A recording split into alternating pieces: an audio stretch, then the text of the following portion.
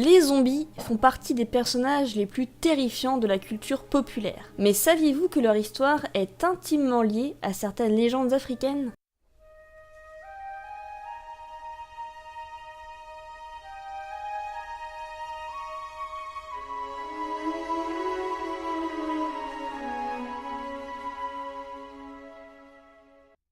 Aujourd'hui, nous partons explorer les origines des zombies. Le mot zombie apparaît, semble-t-il, en Haïti au cours du 19e siècle. Il fait référence à des personnes décédées que l'on a ramenées à la vie par un procédé magique et plus précisément par le biais du vaudou. Zombie est un terme créole haïtien qui trouverait son origine étymologique dans différentes langues d'Afrique de l'Ouest. Les Nzumbi ou Nzambi et autres feraient référence à différentes divinités locales. Dans les colonies américaines où furent déportés les esclaves africains, le terme zombie apparaît d'abord en référence à des esprits avant de désigner des corps réanimés grâce au vaudou. D'accord, mais tu me parles de vaudou, mais le vaudou c'est pas quand on prend une poupée et qu'on pique dedans ? Le vaudou souffre malheureusement de beaucoup de caricatures. Le vaudou est une religion qui syncrétise différentes traditions d'Afrique de l'Ouest au christianisme. C'est une religion qui apparaît avec l'arrivée des esclaves africains en Amérique et aux Antilles. Le vaudou inclut certes des pratiques magiques, mais force est de constater que ce sont les plus noirs comme les poupées pleines d'aiguilles ou les zombies qui ont le plus marqué l'imaginaire occidental. Je vois, mais c'est quoi la place du zombie dans la culture vaudou ? D'abord, il y a un mythe lié à Baron Samedi, une des divinités principales du vaudou. Ce mythe veut que les esclaves africains seraient ramenés dans leur terre natale par lui après leur mort pour y goûter enfin au paradis. En revanche, si l'un d'eux offensait Baron Samedi, ce dernier le ferait vivre comme un zombie après sa mort, l'empêchant pour toujours de quitter sa condition d'esclave. Tu vois à quel point notre affaire de zombie est d'abord liée à l'esclavage ?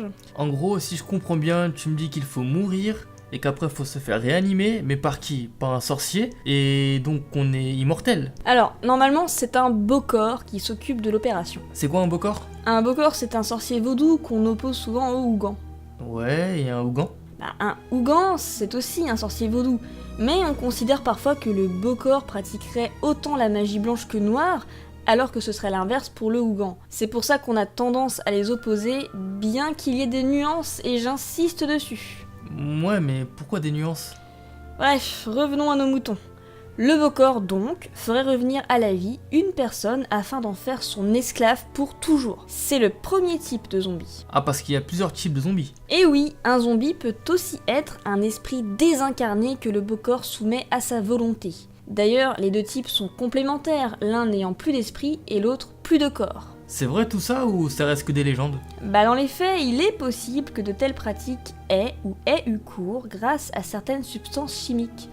Il paraîtrait que certains sorciers feraient ingérer à leurs victimes une drogue à base de tétrodotoxine qui les plongerait dans un état cataleptique. À la suite de quoi la victime est enterrée puis déterrée quelques heures plus tard. Un antidote lui est administré puis une autre drogue qui la rend amnésique.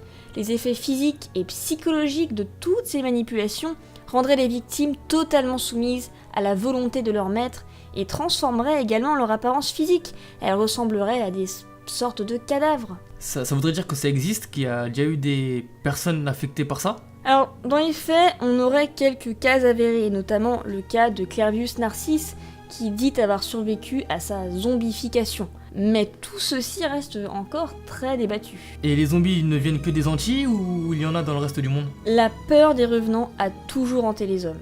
Mais dans l'Antiquité, on avait plutôt peur de voir revenir les morts sous la forme de fantômes.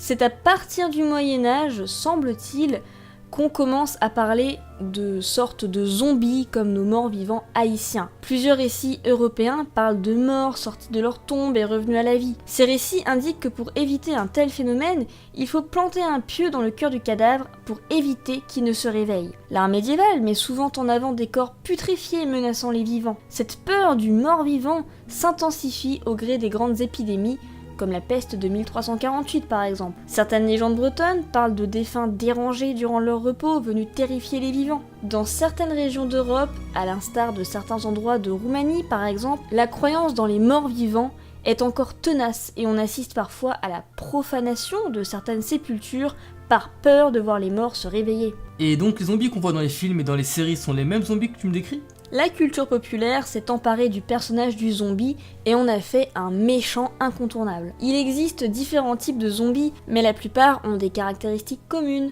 Ils sont revenus à la vie, ont des corps en décomposition, ne parlent pas et se nourrissent de chair fraîche, et pour s'en procurer, attaquent tous les vivants qu'ils croisent. D'une œuvre à l'autre, cependant, le degré de conscience des zombies varie, ainsi que leur capacité physique. Par exemple, dans la série The Walking Dead, les zombies grognent, marchent et sont dénués de sentiments, alors que dans le film Je suis une légende, ils courent, sautent et peuvent avoir des sentiments. Mais on s'éloigne de plus en plus du zombie haïtien qui, au départ, est l'esclave d'un sorcier. Nos zombies modernes le sont devenus le plus souvent à cause d'un virus que l'on peut transmettre par griffure ou morsure. En fait, les zombies de la culture populaire occidentale sont beaucoup plus proches de l'image du mort-vivant qui apparaît au Moyen-Âge et reflète davantage les peurs qui animaient les Européens durant cette période. Finalement, nos zombies des films ou des séries n'ont gardé d'haïtiens que leur nom.